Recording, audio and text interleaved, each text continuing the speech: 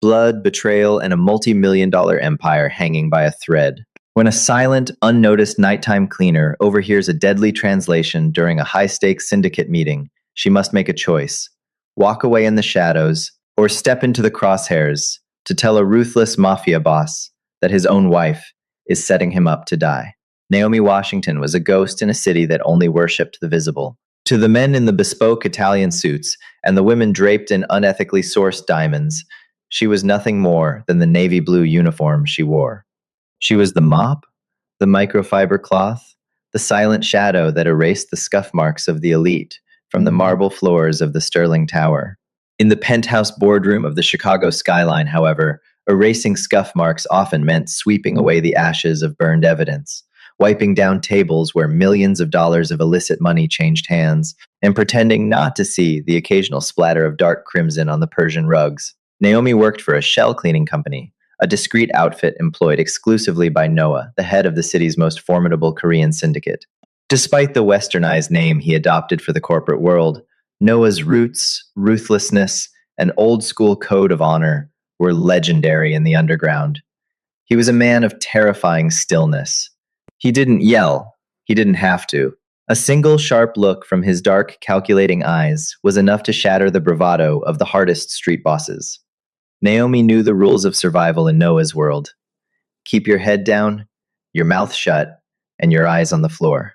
For 2 years, she had done exactly that. She was a 32-year-old black woman who had once studied international linguistics at Georgetown, dreaming of a career in diplomacy. But life had a funny way of derailing dreams. A family medical crisis, a mountain of crushing debt, and a desperate need for fast, untraceable cash had driven her into the night shift of the underworld. Her brilliant mind, once praised by professors for its sponge-like ability to absorb dialects, was now used to calculate the exact ratio of bleach needed to lift blood from silk. But Naomi retained her gift. She spoke flawless Russian, fluent Spanish, and had even spent 2 years teaching English in Seoul, picking up a near-native grasp of conversational and formal Korean. It was a secret arsenal locked behind her quiet demeanor. It was a Tuesday night. The air outside, freezing and heavy with impending snow, when the atmosphere inside the Sterling penthouse shifted from its usual cold corporate sterility to something distinctly electric. Naomi was buffing the brass fixtures in the adjoining private bar when the heavy oak doors to the main boardroom swung open. Noah strode in, flanked by his 2 top lieutenants, Gabriel and Simon. Noah looked like a predator poured into a charcoal gray suit. His jaw was tight, the muscles ticking subtly beneath his skin. Tonight was the night of the massive waterfront merger. Trailing behind Noah, walking with the practiced grace of a runway model, was his wife, Beatrice. Beatrice was stunning, with sharp, aristocratic features, piercing blue eyes, and ash blonde hair pulled back into a severe, elegant chignon. She was the daughter of a prominent corrupt state senator, a marriage forged in the fires of strategic alliance. Beatrice was cold, impossibly poised, and entirely untouchable. To the syndicate, she was the perfect mob wife, loyal, decorative, and most importantly, useful. She was a polyglot who often handled Noah's international communications, shielding his business from the ears of outside interpreters. "Make sure the perimeter is entirely locked down," Noah ordered Gabriel, his voice a low, gravelly baritone that commanded absolute obedience. "Dylan is not a man who forgives a lack of security." "Yes, boss." "The elevators are cut off." "The stairwells are manned," Gabriel replied, bowing his head slightly before stepping out to the corridor. Naomi kept her back turned to the room, diligently polishing a crystal whiskey decanter. She was virtually invisible to them. The door separating the bar from the boardroom remained open a crack, allowing the waiters who had long since been dismissed for the night to hear when they were summoned. Naomi was the only staff member left on the floor. "Are you ready for this, Beatrice?" Noah asked, turning to his wife. His tone softened slightly, a rare crack in his armor. It was the only time Naomi ever saw Noah look remotely human when he looked at Beatrice. "Of course, Noah," Beatrice murmured, adjusting the lapels of his suit. "Dylan is a brute, but he respects money, and he respects power. You have both. I will make sure he understands exactly what you are offering." Dylan was the head of a brutal, hyper-violent Eastern European faction that controlled the docks. They were moving a massive shipment of heavy artillery through the city, and Noah was buying the entire lot to solidify his absolute dominance over the Midwest. Dylan, however, was notoriously paranoid and refused to speak English during negotiations, believing it to be the language of wiretaps and federal agents. He communicated solely in his native Russian. Naomi, running a damp cloth over the mahogany bar top, felt a strange prickle on the back of her neck. She had seen Beatrice looking at her phone earlier in the evening, a burner phone, not her usual diamond encrusted device. Beatrice had typed furiously, her expression pulled into a tight, anxious sneer, before snapping it shut and dropping it into her designer clutch. The moment Noah entered the room, there was a heavy, suffocating tension in the penthouse. Naomi instinctively knew that something was deeply wrong. The air tasted like copper and ozone. The private elevator dinged. Dylan had arrived. Dylan walked into the boardroom like a bear entering a china shop. He was a massive man, scarred and weathered, wrapped in a heavy overcoat that smelled of cheap tobacco and salt water. 4 heavily armed men flanked him, their eyes darting around the room, hands resting dangerously close to their waistbands. Noah remained seated at the head of the long glass table, projecting relaxed authority. He gestured to the empty chairs opposite him. "Welcome, Dylan," Noah said, offering a curt nod. Beatrice sat at Noah's right side, a sleek leather notepad in front of her. Dylan grunted, dropping into a chair. He leaned forward, resting his massive forearms on the table, and began to speak in rapid, guttural Russian. Naomi, standing in the shadows of the bar, paused her wiping. Her ears locked onto the cadences. "I don't like this building. Too many windows. Let's get this over with. The shipment arrives tonight at Pier 40, exactly at midnight," Dylan growled in Russian. "But listen to me carefully, Noah. My men are on edge. The feds have been circling. If your men show up to the docks carrying heavy weapons, my snipers will consider it an ambush. We will open fire immediately. Come clean, come light, and the exchange happens peacefully." It was a standard, paranoid demand from a weapons dealer. Come unarmed to prove trust. Noah looked at Beatrice, waiting for the translation. Beatrice cleared her throat, her face a mask of absolute calm. She turned to her husband and spoke in clear, measured English. He says, "The shipment arrives at midnight at Pier 40. However, the feds have been circling the area. He insists that your men come heavily armed and in full force to secure the perimeter alongside his men, just in case there is a raid." Naomi's breath hitched in her throat. The microfiber cloth slipped from her hand, landing silently on the carpeted floor. "What?" She stared through the crack in the door, her heart hammering against her ribs. That wasn't a minor mistranslation. That was a direct, calculated inversion of Dylan's terms. If Noah sent his men to Pier 40 heavily armed, Dylan's snipers would instantly open fire. It would be a slaughter, a complete massacre of Noah's top crew. Dylan continued, oblivious to the English translation. "The ledger containing the serial numbers and the offshore routing codes will be held by my lieutenant, Yuri, who will wait by the south crane. Noah, you must stay by your car. Do not approach Yuri. Let your second in command handle the ledger. If you, the boss, approach my lieutenant, my men will think you are trying to take him hostage. Stay back." Beatrice turned to Noah, her blue eyes wide and earnest. "He adds that you must personally take the ledger from his lieutenant, Yuri, by the south crane. Dylan says it is a matter of respect. If you send Gabriel or anyone else to take it, he will consider it an insult and cancel the deal." Naomi felt a cold sweat break out across her forehead. She's trying to get him killed. Beatrice wasn't just setting up Noah's men. She was ensuring that Noah himself walked directly into the kill zone. If Noah approached the lieutenant, Dylan's men would gun him down without hesitation. It was a flawless assassination plot. Dylan would think Noah was breaking the rules and attacking. Noah would think he was following Dylan's requested protocol. They would destroy each other, and Beatrice would be perfectly positioned to inherit the empire as the grieving, innocent widow. Noah narrowed his eyes, studying Dylan. Dylan simply glared back, waiting for Noah's agreement. "Tell him," Noah said slowly to Beatrice, "that I accept his terms. We will be heavily armed to protect his flank, and I will personally greet his lieutenant to receive the ledger, a sign of mutual respect." Beatrice nodded, turning back to Dylan. She spoke in perfect Russian. "My husband accepts your terms. We will come unarmed, and he will stay by his car while his lieutenant retrieves the ledger. Dylan smiled, a grim, terrifying showing of teeth. Good. We have a deal. The men stood. Hands were shaken. The trap was locked and loaded. As Dylan and his men filed out of the room to return to the docks, Noah stood up, adjusting his cuffs. Gabriel, he called out to his lieutenant, gather the men. Every assault rifle, every piece of body armor we have. We're locking down Pier 40 tonight. And I want my personal security detail tight on me when I go to the South Crane. Naomi backed away from the door, her mind spinning into a panicked overdrive. She was a cleaner, a nobody. If she walked into that boardroom and accused the boss's beautiful, high society wife of treason, Gabriel would put a bullet in her head before she could finish her sentence. Who would Noah believe? His polished, devoted wife, or the nameless night shift cleaner with a spray bottle of Windex? But if she did nothing, dozens of men were going to die tonight. Noah would be shredded by sniper fire, and Beatrice, the serpent in designer heels, would win. Think, Naomi. Think. She watched through the gap as Beatrice excused herself, kissing Noah softly on the cheek. I'm going to head back to the estate, darling. Please be careful tonight. I always am, Noah replied softly.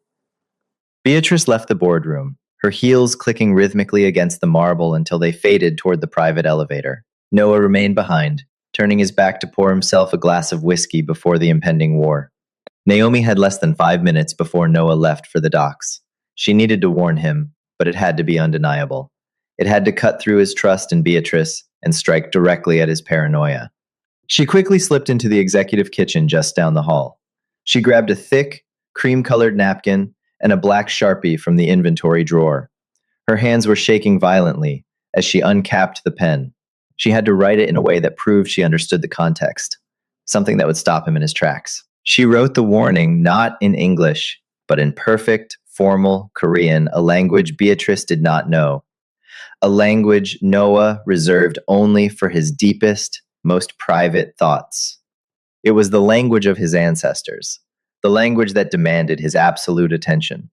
Your wife is translating wrong. Dylan demanded you come unarmed. If your men carry weapons, his snipers will fire. Dylan demanded you stay in your car.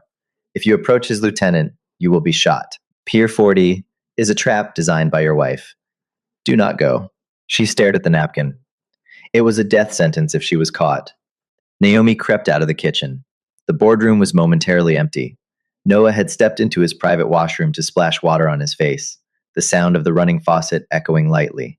Moving with the silent, practiced grace of a woman used to being invisible, Naomi slipped into the boardroom. She placed the napkin directly on top of Noah's black leather gloves resting on the mahogany table. Beside the gloves was his loaded sidearm. She didn't linger. She didn't look back.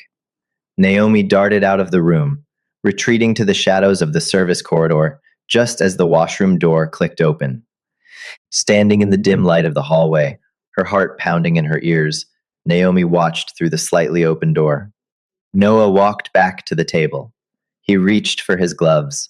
He stopped, his eyes locked onto the cream-colored napkin. Naomi held her breath as Noah picked it up. He read the Korean script. For a terrifying, endless 10 seconds, the Mafia boss didn't move a single muscle. He stood frozen, staring at the words. Then, slowly, the air in the room seemed to drop 10 degrees. The subtle, relaxed posture of the syndicate leader vanished, replaced by the terrifying, predatory stillness of a man who had just realized there was a viper in his bed. Noah crushed the napkin in his fist. The silence in the penthouse was no longer tranquil. It was the suffocating quiet of a bomb, counting down its final seconds. Noah stood rigid by the mahogany table, his knuckles turning white as his grip tightened around the crumpled napkin. His mind, trained by decades of navigating the treacherous waters of organized crime, rapidly processed the impossible variables. He didn't yell. He didn't throw the whiskey glass. Instead, he reached over to the intercom on his desk, his hand completely steady, and pressed the button. Gabriel. Yes, boss? The lieutenant's voice crackled through the speaker. Halt the armory loadout. Tell the men to stand by. No one leaves the building. Boss? The timeline. I said stand by. Gabriel. Noah released the button, cutting off the connection. He turned his gaze slowly around the empty boardroom. Dylan and his crew were gone. Beatrice was gone. His own men were downstairs. The only other person on this floor had been the cleaning staff. Noah stepped out of the boardroom, his footsteps completely silent on the plush carpet. Down the hall, Naomi was violently stabbing the call button for the service elevator. Her heart was a frantic drum against her ribs. Come on, she prayed, watching the digital floor indicator tick upward agonizingly slowly. She just needed to get to the basement, change out of her uniform, and disappear into the frigid Chicago night. She had warned him. Her conscience was clear. Now, she needed to survive. A massive hand clamped down on her shoulder, spinning her around with terrifying force. Naomi gasped, her back hitting the cold steel of the elevator doors. Noah towered over her. Up close, the sheer physical presence of the man was overwhelming. His dark eyes were bottomless pits of calculated rage, yet his face was an unreadable mask. He held up the crumpled napkin, pinning it against the wall next to her head. "You wrote this," Noah stated. It wasn't a question. His gravelly baritone vibrated in the narrow corridor. Naomi tried to swallow the lump of pure terror in her throat. Denying it was useless. The black Sharpie was still poking out of her uniform apron. "Yes," she whispered, her voice trembling despite her desperate attempts to keep it steady. Noah leaned in closer, the scent of expensive cologne and dark liquor washing over her. "Do you have any idea what you've just done? You are accusing my wife of orchestrating my assassination." He pressed his forearm against the wall, effectively trapping her. "Who paid you? Was it Dylan? Did the Russians put a rat in my cleaning crew to sow discord before the meet?" "No one paid me!" Naomi flared, a sudden spark of indignation cutting through her fear. She wasn't some pawn in his twisted underworld games. "I make $18 an hour scrubbing your floors, Mr. Noah. I don't work for the Russians. I don't work for anybody but the agency." "Then how do you know what was said in that room?" Noah's voice dropped to a dangerous, lethal whisper. "How do you know Korean? How do you know Russian?" "Because I'm not just a mop pusher." She snapped back, her brown eyes locking fiercely onto his. The sheer audacity of her defiance made Noah blink. "I studied international linguistics at Georgetown. I lived in Seoul for 2 years.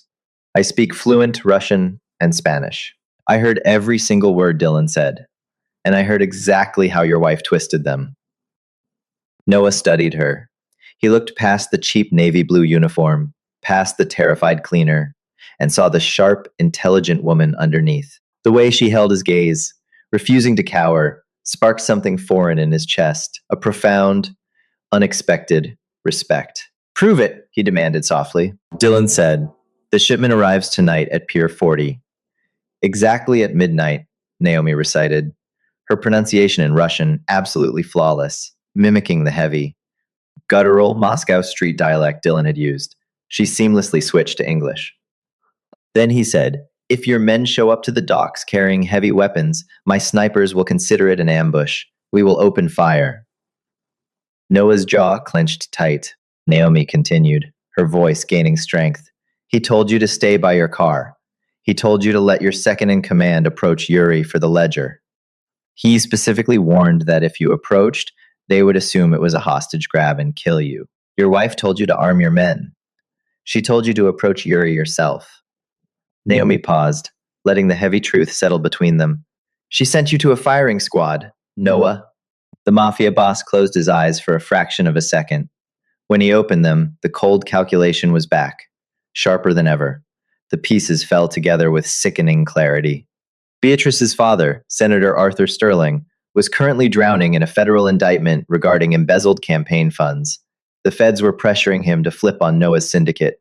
If Noah died tonight in a shootout with Russian gun runners, the feds would wipe out the Russians. The senator's slate would be wiped clean by a grateful FBI, and Beatrice would inherit Noah's sprawling, multi-billion-dollar empire as the grieving, innocent widow. It was a masterstroke of betrayal. Noah stepped back, releasing Naomi. He smoothed the lapels of his suit, his face carved from stone. "What is your name?" "Naomi. Naomi Washington." "Naomi," Noah said, his voice stripped of its previous menace, replaced by a chillingly calm authority. "Go to the executive suite. There is a closet in the master bedroom. Find a coat. You are coming with me to Pier 40. Naomi's eyes widened in horror. What? No, I warned you so you wouldn't go. I'm not going to a mob shootout. There won't be a shootout, Noah replied, turning toward the boardroom, because I am going to follow Dylan's exact instructions. But Dylan is a paranoid man. When he sees my wife isn't with me, he will refuse to speak. I need a translator I can trust. He paused, looking back at her over his shoulder. The intensity in his dark eyes made her breath hitch. You saved my life tonight, Naomi. Now, I need you to help me end hers. Midnight at Pier 40 was a desolate, freezing nightmare. The wind howling off Lake Michigan whipped razor sharp snowflakes through the air, coating the massive shipping containers in a thin layer of ice. The smell of brine and rusted metal hung heavy in the darkness. A convoy of 4 black SUVs rolled onto the concrete pier, their headlights cutting through the snow blindness. In the back seat of the lead vehicle, Naomi sat stiffly beside Noah. She was swallowed up by a heavy, black tactical parka she had pulled from Beatrice's closet. Underneath her coat, her heart was beating so violently she was certain Noah could hear it. Noah, however, was a picture of terrifying serenity. He was checking the magazine of his customized matte black pistol before sliding it into his shoulder holster. Gabriel, Noah spoke into a secure earpiece. Status. We are positioned, boss, Gabriel's voice replied through the radio. We followed your new orders. The main crew in the SUVs are completely unarmed, hands visible. But I've got a dozen men in the water wearing dry suits and suppressed submachine guns clinging to the pilings, entirely out of sight from the cranes. If Dylan's snipers try anything, we take them from below. Good, hold discipline. Noah tapped his earpiece, cutting the channel. He turned to Naomi. The neon lights from the dashboard cast sharp shadows across his face. Are you ready? I don't belong here, Naomi whispered, clutching the edges of her oversized coat. Noah reached out, his large, warm hand gently covering her trembling fingers. The touch was completely unexpected, sending a jolt of electricity up her arm. You belong exactly where you choose to be, Naomi. Tonight, you are my voice. Do not show them fear. Do not break eye contact with Dylan. You speak with my authority now. The SUVs came to a halt. The engines idled, low and menacing. Through the windshield, Naomi saw them. 50 yards away, Dylan stood flanked by his massive, heavily tattooed guards. Above them, atop the towering yellow loading cranes, the faint glint of sniper scopes caught the ambient light. It was a perfectly laid trap, ready to spring. We step out now, Noah instructed. Keep your hands out of your pockets.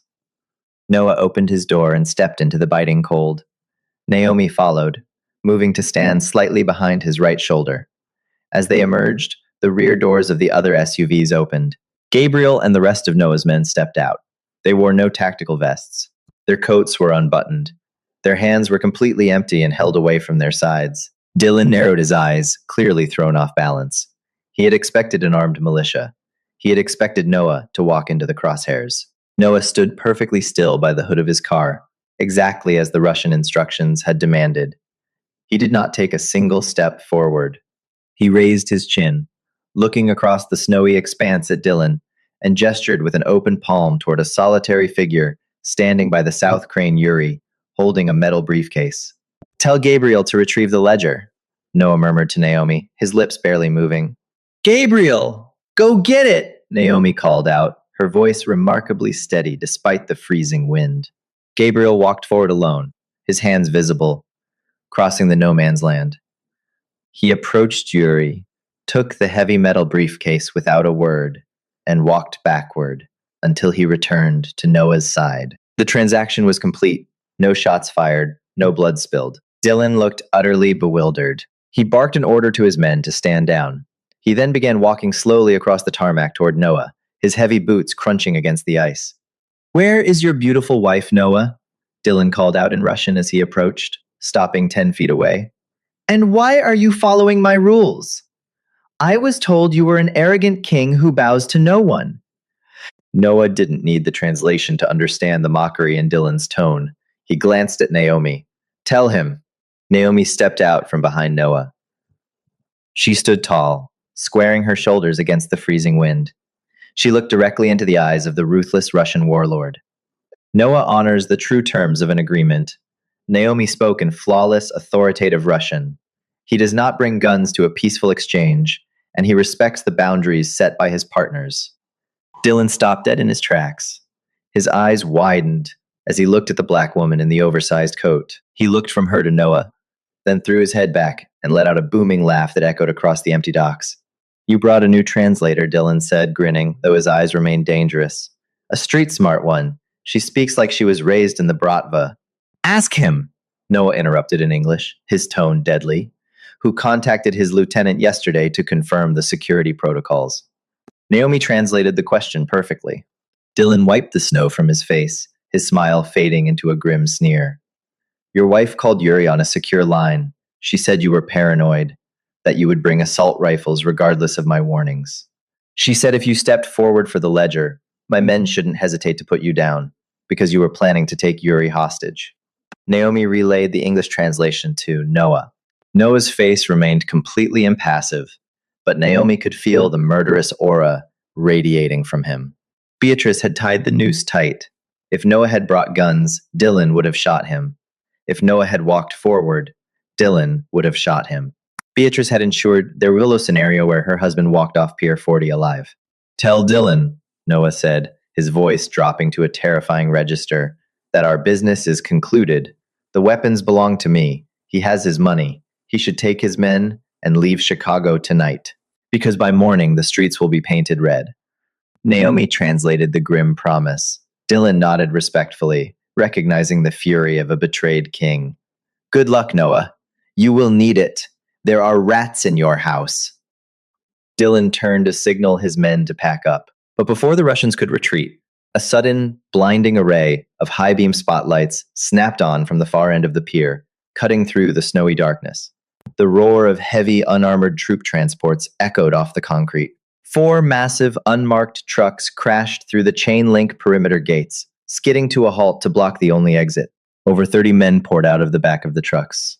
They weren't cops. They wore heavy tactical gear, balaclavas, and carried military-grade automatic rifles. What the hell is this? Gabriel yelled, drawing his sidearm. Dylan whipped around, his face pale. You set me up, Noah, the Russian roared, drawing his own weapons. It's not me, Noah shouted over the roar of the engines, grabbing Naomi by the arm and pulling her violently behind the heavy engine block of his SUV. It's Beatrice's father, Senator Sterling's mercenaries. It's the backup plan. Senator Sterling and Beatrice hadn't just planned to have Dylan kill Noah. They had planned a secondary strike. If Noah survived the trap, or if the Russians won the firefight, Sterling's private mercenary army, led by a ruthless ex-military contractor named Conrad, was ordered to sweep in, slaughter whoever was left, and steal the massive cache of heavy artillery for themselves. Gunfire erupted. The night was instantly torn apart by the deafening chatter of automatic rifles. Concrete exploded into deadly shrapnel. Sparks flew violently as bullets ricocheted off the shipping containers and the metal bodies of the SUVs. Get down! Noah roared, throwing his entire body over Naomi as the windows of their vehicle shattered inward, showering them in a cascade of glittering glass. Naomi squeezed her eyes shut, pressing her face against the freezing, wet tarmac. The world was ending in a symphony of violence. She felt Noah's heavy, muscular frame shielding her, his own gun drawn, returning fire over the hood of the car. Gabriel! Noah shouted into his radio over the chaos. Unleash the water team! Take out the floodlights! Suddenly, from beneath the freezing black waters of the harbor, a dozen dark figures emerged from the shadows of the pilings.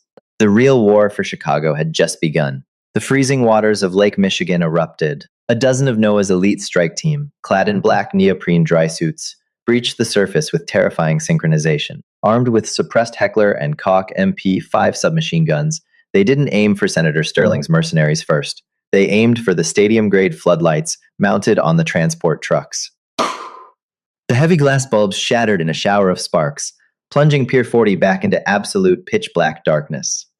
Panic seized the mercenaries. Accustomed to fighting in the light, they suddenly found themselves blind in a meat grinder. Dylan's Russian snipers, equipped with thermal optics atop the yellow cranes, finally found their targets. The heavy, rhythmic thud of suppressed sniper fire rained down from above. Beside the bullet-riddled SUV, Noah shoved a fresh magazine into his Glock 19. He didn't look at the carnage. His eyes were entirely fixed on Naomi. She was curled tight against the icy asphalt, her hands covering her ears, trembling violently in the oversized parka. Noah reached out, gripping her chin firmly but gently, forcing her to look at him. His thumb brushed a stray piece of shattered windshield glass from her dark cheek.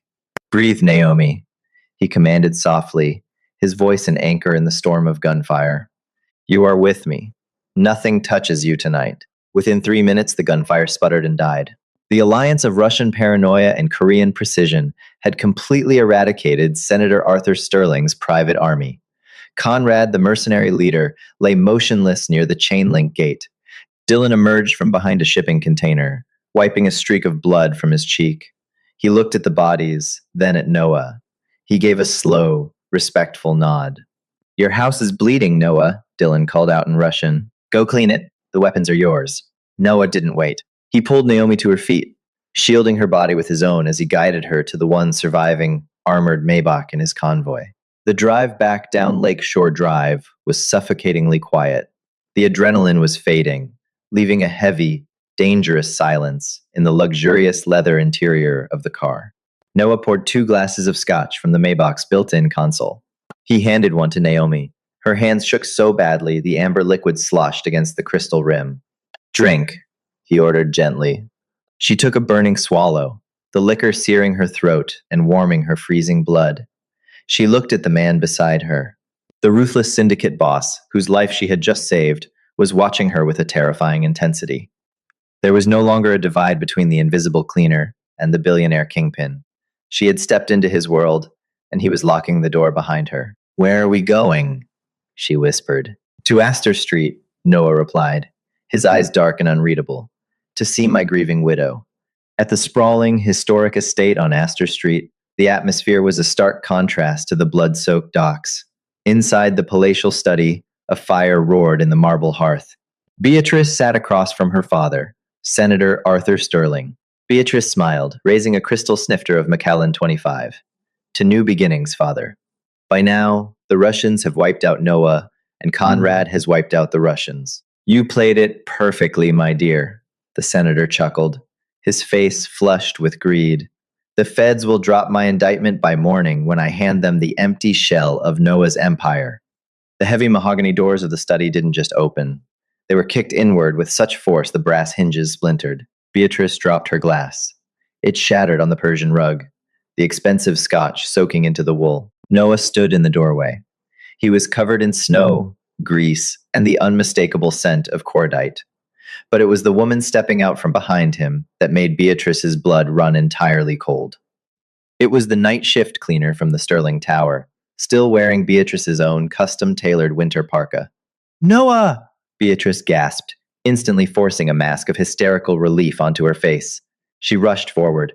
"Oh my God, you're alive!" "I heard there was a shootout at the docks." I was terrified. Noah moved so fast Beatrice didn't have time to blink. He bypassed her entirely, crossing the room to grab the corrupt senator by the throat, slamming the older man against the antique bookshelves. "Noah, what are you doing?" Beatrice shrieked. Noah didn't look at her. He looked at Naomi, standing quietly by the doorway. Naomi stepped forward, the fear that had paralyzed her at the docks replaced by a cold, righteous clarity. She looked directly at the woman who had treated her like a piece of furniture for 2 years. "He knows, Beatrice," Naomi said, her voice steady and echoing in the grand room. Beatrice sneered, her aristocratic mask slipping. "Knows what? What is this trash doing in my house, Noah? She's a cleaner." "She is the woman who speaks perfect Russian," Noah said quietly, dropping the gasping senator to the floor. Noah turned to his wife, his eyes devoid of any emotion. "She translated your little trap, and she is the woman who survived the mercenary hit squad your father sent to finish the job." Beatrice's face drained of all color. She backed away, hitting the edge of the mahogany desk. "Noah, please. It was him," she sobbed, pointing a shaking finger at her coughing father. "He made me do it. He needed a way out of his federal charges." "Save it," Noah interrupted. He unclasped the heavy platinum Patek Philippe watch from his wrist and tossed it onto the desk. Gabriel's men are outside. They have secured the estate. Your father's offshore accounts have already been drained by my hackers, and his embezzlement files were emailed to the FBI 10 minutes ago. You are leaving Chicago tonight with nothing but the clothes on your back. If I ever see your face again, Beatrice, there won't be a translation error to save you. Gabriel entered the room, his gun drawn, and dragged the screaming senator and the sobbing Beatrice out into the freezing night. Silence fell over the study, save for the crackling fire. Noah walked over to the bar, poured a fresh glass of water, and handed it to Naomi. He looked down at her, seeing the fierce, brilliant woman who had risked everything.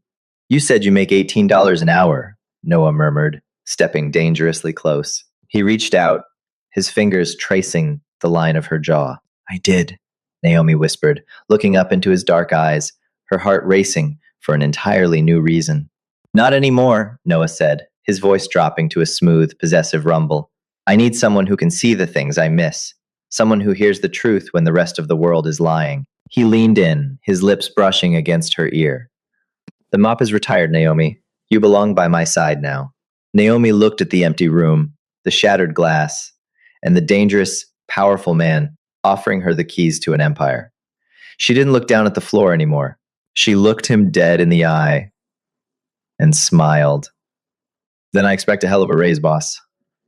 The shadows hold the deadliest secrets, but sometimes the person you ignore is the only one who can save your life. Naomi traded her mop for a crown, proving that brilliance and bravery can conquer even the darkest underworld betrayals. If you love this intense mafia thriller, hit that like button, share with your friends, and subscribe for more gripping, twist-filled romance dramas. What should Naomi do next? Comment below.